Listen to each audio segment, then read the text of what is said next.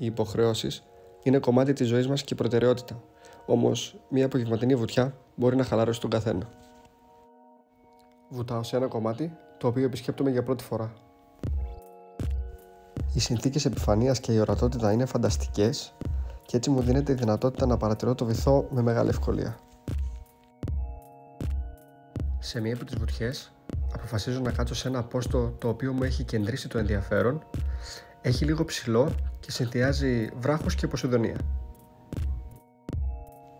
Μέχρι τώρα ευχαριστήκαμε πάρα πολύ τις βουτιές μου και κάνω διάφορα σκηνικά με το μυαλό μου για το τι μπορεί να κατοικεί εδώ γύρω. Είμαι αναγκασμένος όμως να το ανακαλύψω κάποια άλλη φορά, αφού όπως και πολλές φορές εδώ στο νησί, ο γνωστός σπαστικός ήχος από ένα βαρκάκι θα με κάνει να διακόψω τη βουτιά μου. Ανάδυση χωρίς δεύτερη σκέψη, με προορισμό όσο το δυνατόν πιο κοντά στη σημαδούρα, ώστε να δω τι βαρκάκι είναι αυτό που ακούγεται. Βγαίνοντας στην επιφάνεια, βλέπω ένα ψαρά να ρίχνει δίχτυα στα 50 μέτρα από μένα, σαν να μην τρέχει τίποτα, και αφού το κάνει, χαιρετάει και φεύγει. Παρ' όλα αυτά, αποφασίζω να μην χαλαστώ και τραβιέμαι πιο έξω για να συνεχίσω να ψαρεύω.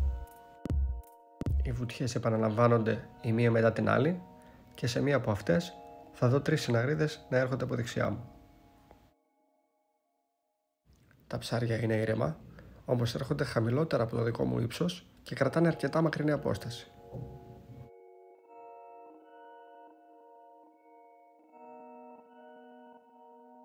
Τεντώνω το όπλο για να είμαι έτοιμος για βολή, όμως αυτό προεξέχει αρκετά από το βράχο και αφού τα ψάρια με έχουν ήδη δει, γυρνάνε από εκεί που ήρθαν.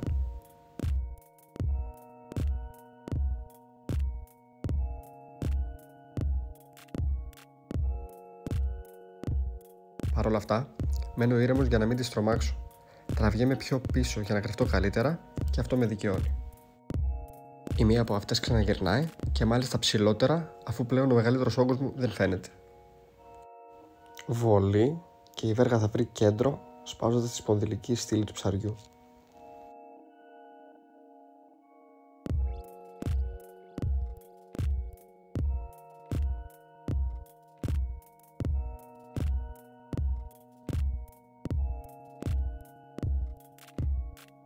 Εύκολη ανάκτηση, αφού το ψάρι είναι κέρια χτυπημένο και δεν μπορεί να αντισταθεί, και ταυτόχρονα ανεβαίνω προς την επιφάνεια.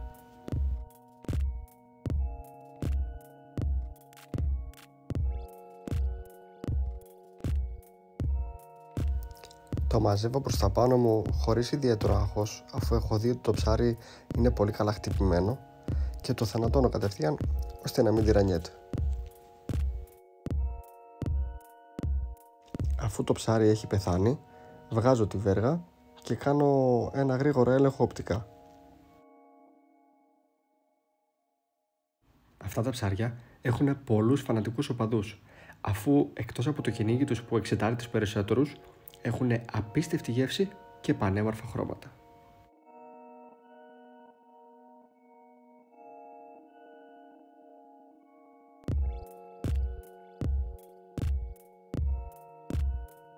Ανεβασμένη ψυχολογία και προλαβαίνω σίγουρα 1, ίσως και 2 καρτέρια.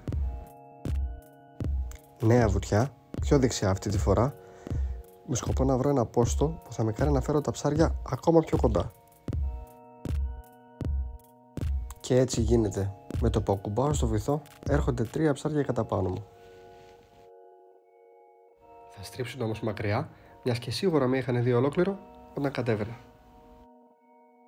Παρ' όλα αυτά, συνεχίζω τη βουτιά, μιας και σήμερα τα ψάρια είναι περίεργα και δείχνουν να γυρνάνε. Η μεγαλύτερη από τις 3 θα περάσει μακριά και χαμηλά, όμως οι άλλες 2 έρχονται κατά πάνω μου. Το φεκιά στο πρώτο ψάρι κατά μέτωπο και μάζεμα κατευθείαν.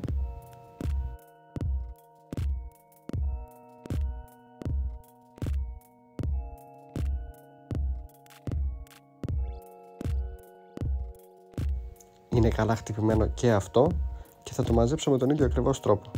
Κατευθύνομαι προς την επιφάνεια, τράβοντας την μπουτονιά προς το μέρος μου.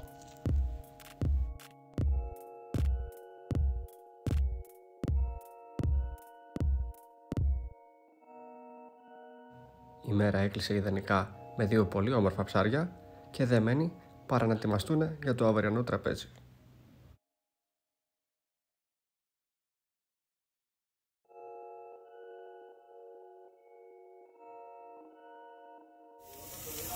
Μπράβο ρε, φυσάς τα λάστιχα. Τι κάνεις?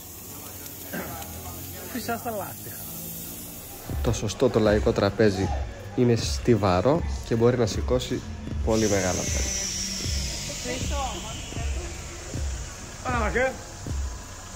Σπαρταράε.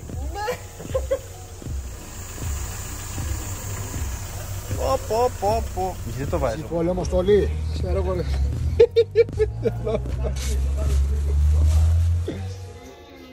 Πολλές φορές θα τυλίξω ένα ψάρι με λαδόκολλα και αλουμινόχαρτο ώστε να μαγειρεύεται σιγά σιγά μέσα στα ζουμιά του.